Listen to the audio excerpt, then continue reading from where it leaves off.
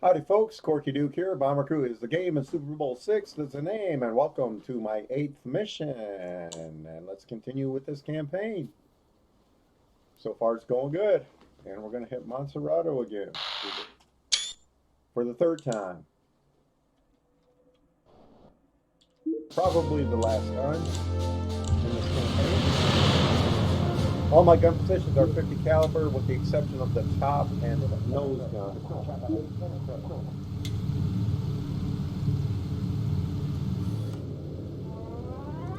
I do believe. Yeah, because I upgraded the rear gun. Yep. Yep. So the top and nose guns are the only guns that are top turret, and port cheek and starboard cheek are the only ones that are 303. The rest of them are all shells, which is good. Which means we are more heavily armored than we have been before. Or I should say heavily armed.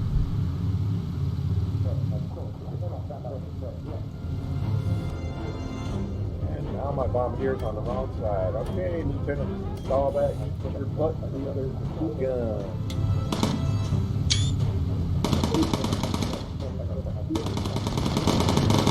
Other 303.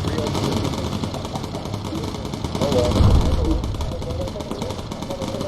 I don't know why we couldn't start with 50 calibers, because that's what, when the 8th Air Force first got over to England and told the English about their plans to bomb during the day, the English Air Force was trying to tell them, don't do it, you're going to get slaughtered. And of course the Americans were like, well, we can do it. Well, for one thing, we're Americans, but also we'll use 50 calibers instead of 303, which is what the English use. And 50 calibers have a longer range and a bigger round. Of course, the problem is you can't carry as many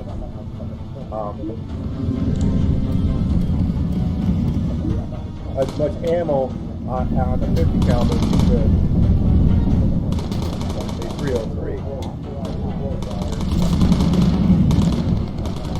Well, I don't know if that. But, so that was the American explanation for it. We successfully bombed them, but we took a lot of heads.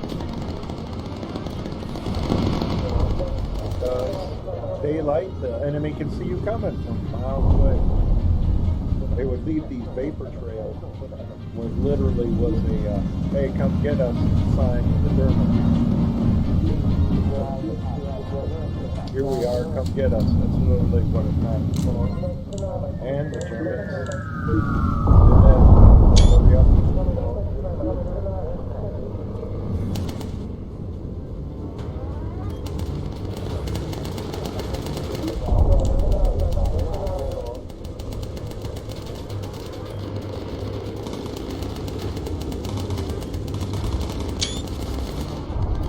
Alright, let's turn this thing around.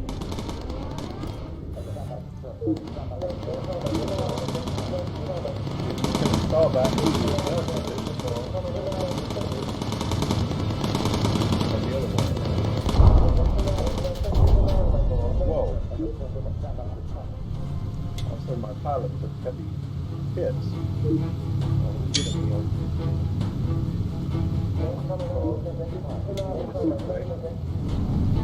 And we'll be alright.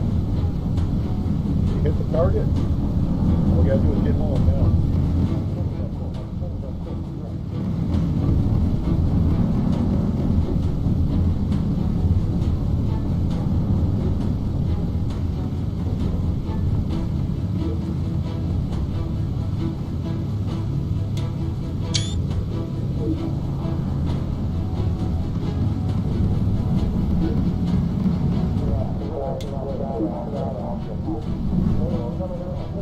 Airfield. First Lieutenant Roger Stallback. What a quarterback he was.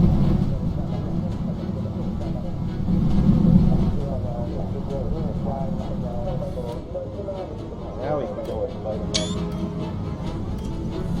All right, Lieutenant.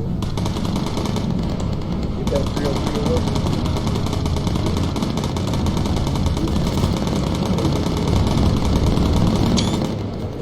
hopefully it won't be too long where I can integrate the nose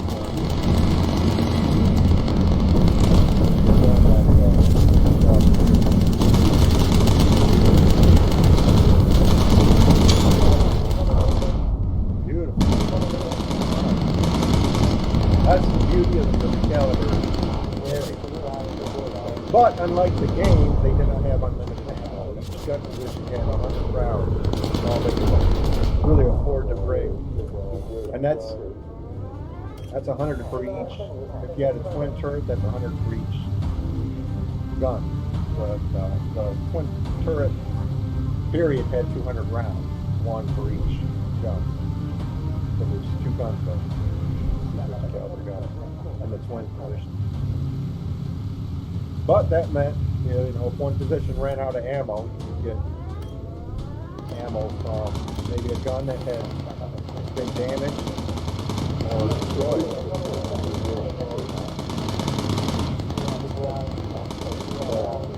100 rounds is not a whole lot. I mean, you fire for more than like 5-6 seconds, and you're out. So you have to do short bursts. Very short bursts. Well range. But the whole idea was to do some formation. So with all these bombers firing at you, this was like a wall of lead. This is a wall of 50 caliber. So it was very formidable. One B-17 pilot described attacking a formation of B-17s from the rear like trying to make love to a porcupine that's on fire. That's how he described it. So it had to have been a lot of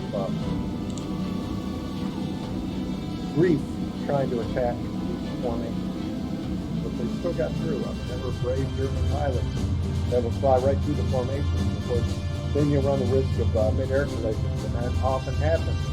A rookie German pilot would clip a B-17, it would send him down, and would also send the bomber down too. That's all they would have to do was, you know, click the wing to wing.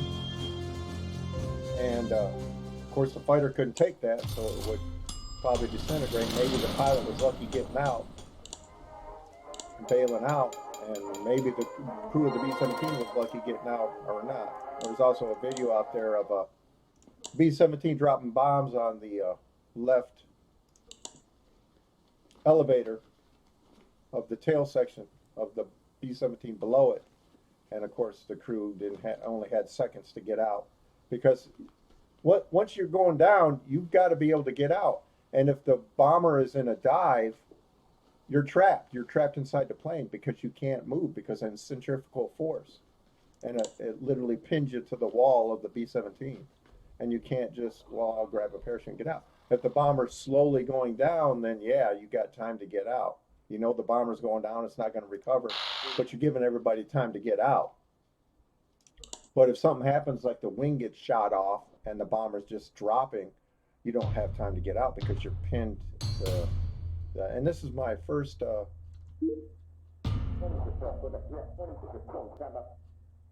what is it called? I got so involved in this.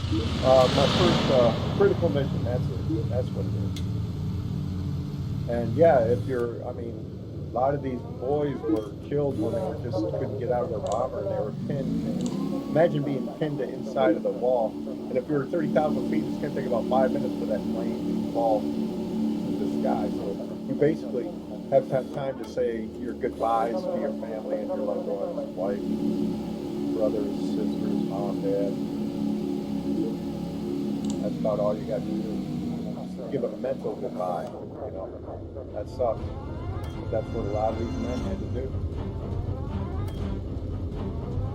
That's why what they did can never be forgotten.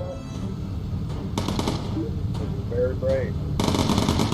And I hope I'm paying tribute to what they did by playing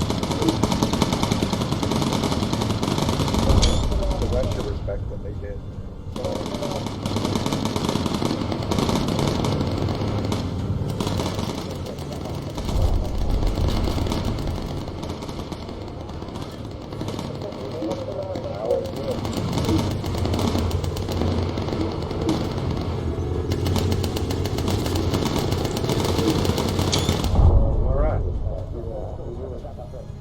whole lot of them left alive either.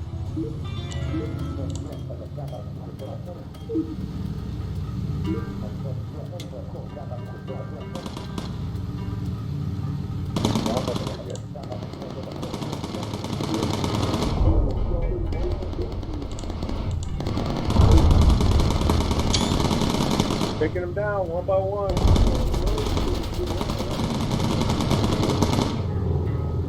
And on fire.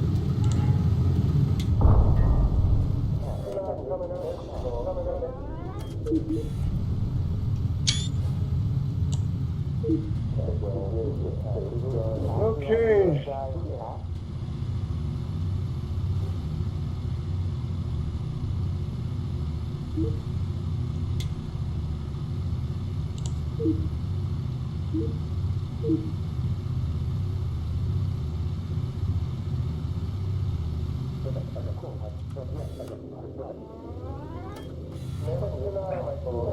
But the combined efforts of the American Air Force bombing during the day and the British Air Force bombing at night was just too much for the Germans to handle. Their cities, by the end of the war, their cities were in complete rubble. I don't mean Barney rubble. I mean, not a building left standing in the major cities, and even some of the smaller towns.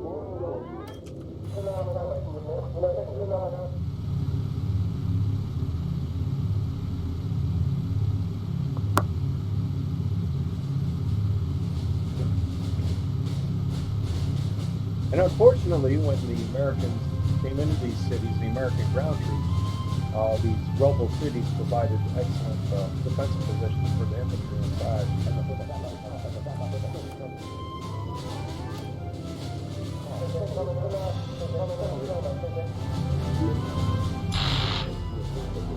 All right, where are they at? Looking for torpedo boats again.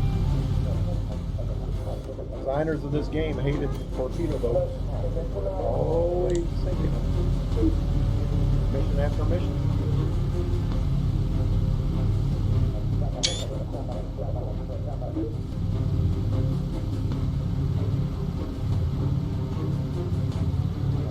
When in reality, the target of a B-17 would have been a factory.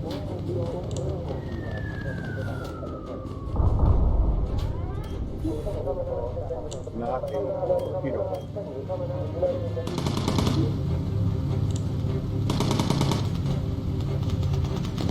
The top turret still doesn't have 50 calibers yet.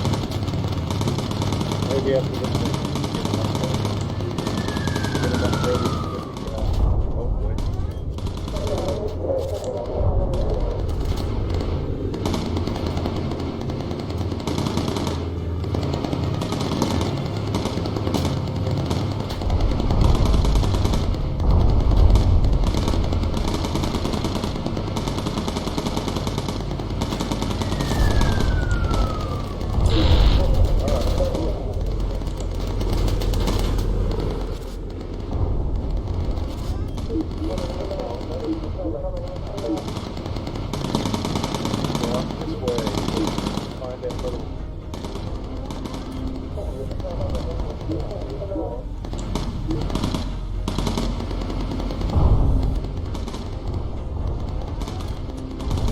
Find that little submarine.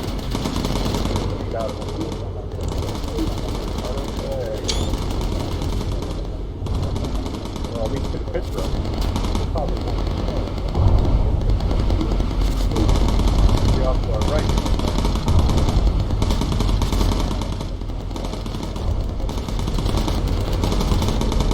Bullet holes in the pilot compartment.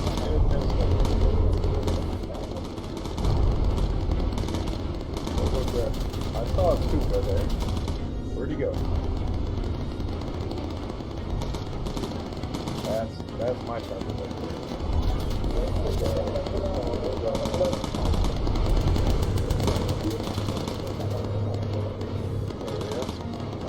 Got it.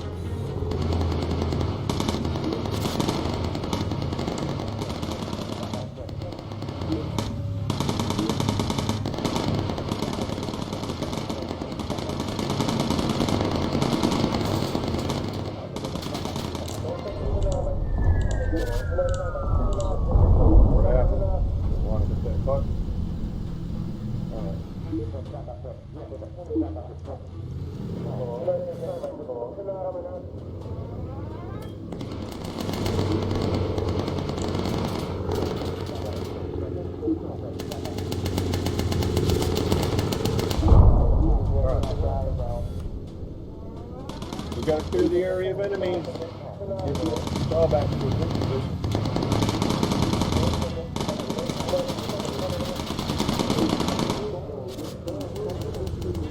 Herder got him. My ball got him. Good job. All right. Back for home.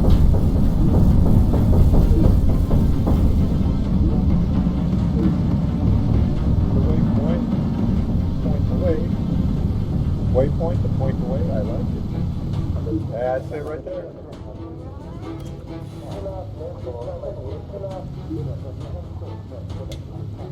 Get the crew healed and we'll be good to go. Stall back to the other side.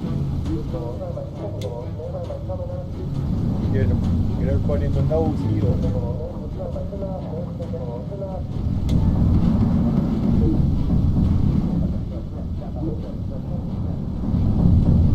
Looking good so far. The next mission, Mission 10, is always going to be a possible bloody mission. Where there's always a problem. And enemy ace.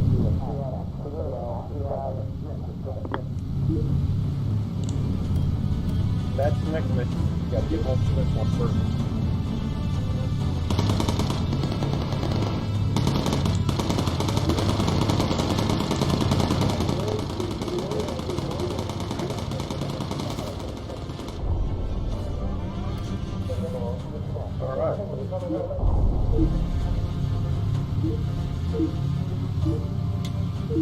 Sick bay, boys. Report to sick bay. Get yourselves healed.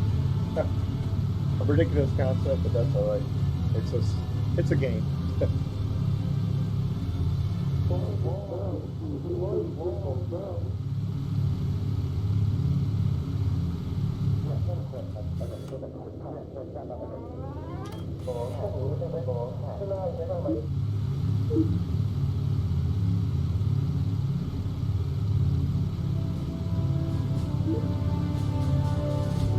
the North African Desert.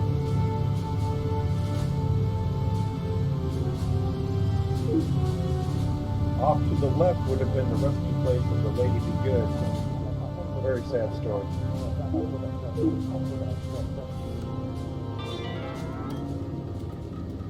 Google the Lady Be Good if you're interested in a sad B-24 story. I might do a campaign on that. It's B-24, but very sad story. Crew was on the first mission. And, they were coming back, and the navigator didn't do his job. And matter of fact, when they found the plane, 50 years later, there was all kinds of doodles in the navigator station. So they overshot their base by like 400 miles, ran out of fuel, and had to bail out.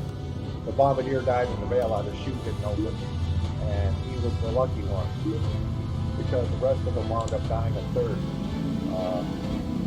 They crashed, the plane crashed, they bailed out, and they tried to walk back to their base. They found a trail of vehicles that was thought to have been used by the Italians retreating from Libya. And they were hoping that this trail would lead them to the base, and it would have, but they were 400 miles away. One man actually made it like 80 miles from when they found his body. And the bodies were well preserved because of the climate. They were almost mummified, I think. But the conditions were so dry, they were actually, when they found the B-24, when they actually found it, they were actually able to use the radio inside the B-24 to call for help and to get the Army to come out and pick up the bodies, because a few of them most of them had stayed with the wreck, and a few of them had tried to look for help, and it's very sad stuff. So we need the upper 50 caliber. And can we do the left cheek? Yeah, and the right cheek too. So the entire bomber has 50 calibers now. Yay!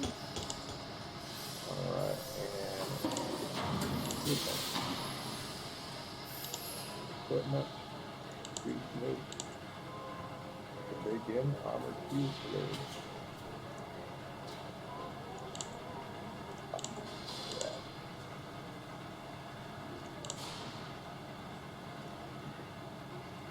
Double crab. Well,